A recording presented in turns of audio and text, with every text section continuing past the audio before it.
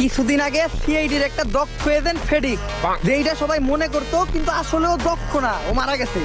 যে কারণে আমরা ওর জায়গায় ওর মতোই একটা অদক্ষ এজেন্ট খুঁজতাছি, যার ভিতর এরকম কিছু গুণ পাওয়া যাবে, সেই হবে সিআইডির নেক্সট এজেন্ট। তাই সবাই সবার গুণ বলো, যার গুণ আমার মনে ধরবো তারাই আমি সিআইডিতে নিব। বলো তোমার স্পেশাল গুণ কি? স্যার আমি রোজা রাখবো, কিন্তু আপনার কাছ থেকে সেহরি ইফতার কোনোটাই করুম না। ওইটা তো আমরা কারো এমনিতেও করাই না, তুই যা। এই next।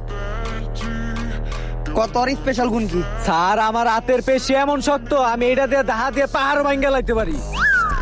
দয়া, ও তো দেখা যায় তোর দরজা ভাঙ্গার চাকরি খেয়ে যাইছে। এই তুই বেরো। এই next। এমন একটা গুণের কথা কই সেইটা শুনলে আমি চাকরি দিতে বাধ্য, যেই গুণ কোন এজেন্টের ভিতরেই নাই। স্যার আমি চাকরি করবো, কিন্তু কোনো বেতন নিবো না। ও সিলেক্টেড। কি গুণ ওর ভিতরে? ওর চাকরি কনফার্ম।